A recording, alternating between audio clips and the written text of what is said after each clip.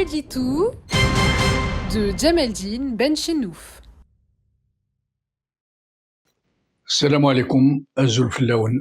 Bonsoir.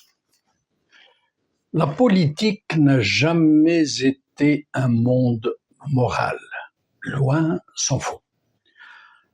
À un point où ne peuvent y accéder et y réussir que les plus retors, les plus machiavéliques, ces docteurs mensonges, ceux-là qui ne s'embarrassent jamais de scrupules, qui ne reculent devant aucune extrémité, aucune indignité, qui allèguent la raison d'État et qui parviennent bien souvent, malgré leurs tares et leur turpitude, à devenir des figures charismatiques, des symboles de grandeur pour leur peuple respectif et parfois même à l'échelle planétaire.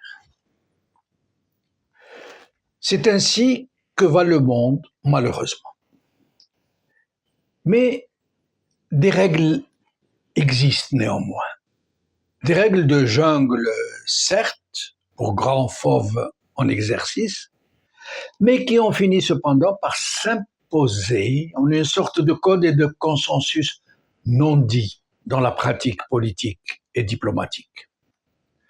Parmi ces règles non dites, mais néanmoins significatives d'un minimum de crédibilité et donc de respectabilité, 3 sont particulièrement incontournables. Et surtout, indissociables parce que complémentaires l'une avec les deux autres. Une sorte de SMIG de la capacité politique. La première est dans l'aptitude à la vision globale, à la prévisibilité, savoir lever son nez du guidon pour voir venir, pour ne pas être pris au dépourvu, pour avoir le temps de réagir en fonction de ce qu'on a vu avant qu'il ne se produise. Puis, tout naturellement, vient la constance. Cette persévérance et cette sorte d'opiniâtreté dans le savoir être toujours le même, dans le caractère, dans la façon de devancer et de réagir. Ce qui permet autant aux alliés objectifs qu'aux adversaires potentiels ou déclarés de vous deviner, de tenir compte de vos lignes rouges sans que vous ayez à vous exprimer sur la question, de savoir ce que sera votre réaction à tel ou tel effet, tel ou tel événement avant qu'il ne se produise.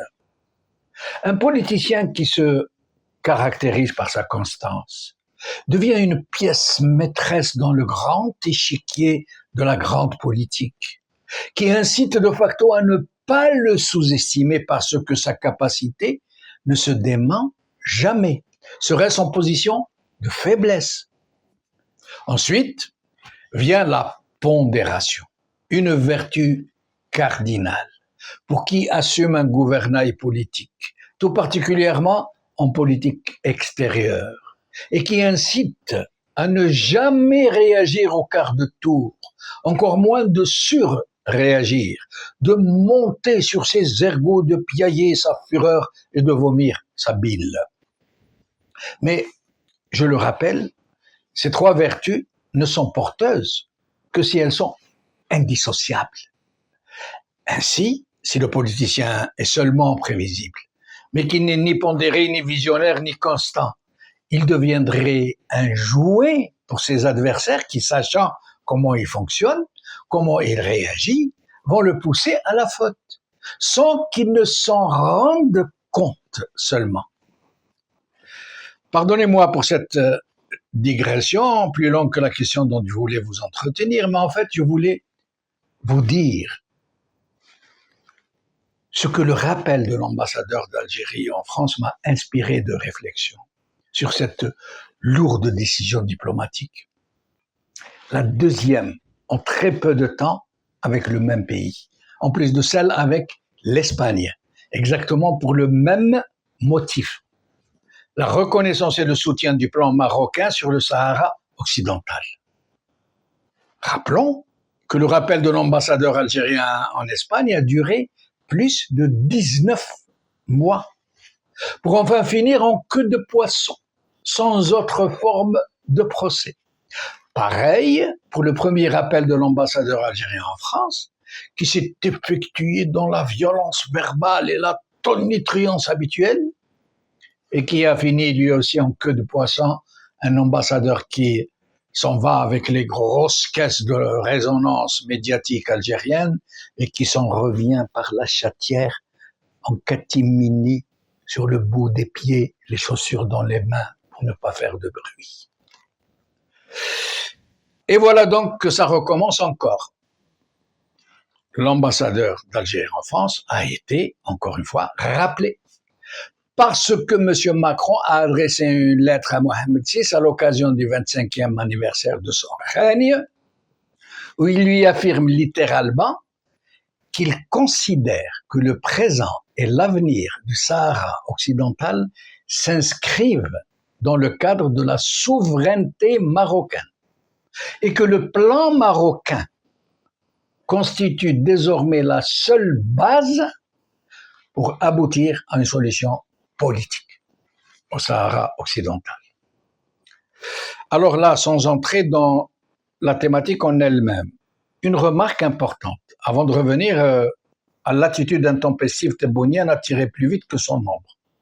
Oui, il faut en effet noter que cette très catégorique et inédite et très curieuse initiative du président français intervient à quelques semaines de la visite programmée du président algérien en France.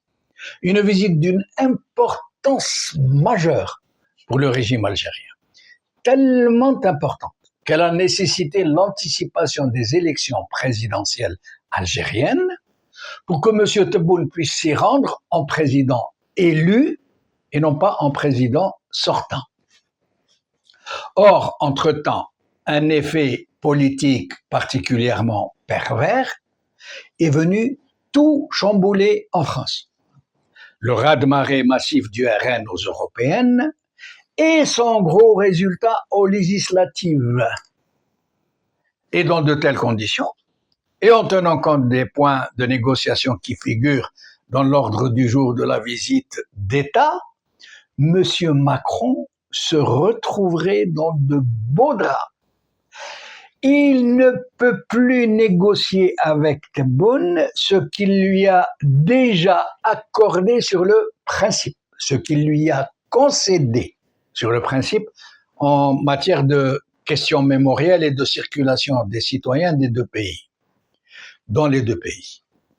Cette sortie marocaine de Macron visait peut-être tout simplement l'annulation de la désormais très gênante visite tebbounienne, parce que justement, la réaction de Tebboune était prévisible, mais à rebours du bon sens, comme est notoire son impulsivité et sa totale absence de vision politique, de constance, de modération. Résultat des courses, rien de mieux que cette sentence de Si Abdelhamid Mahdi Rabbi Yarhamou. نحن في وقت الرداء وللرداء أهلها. Nous sommes en des temps de médiocrité et la médiocrité a ses adeptes. طول خير.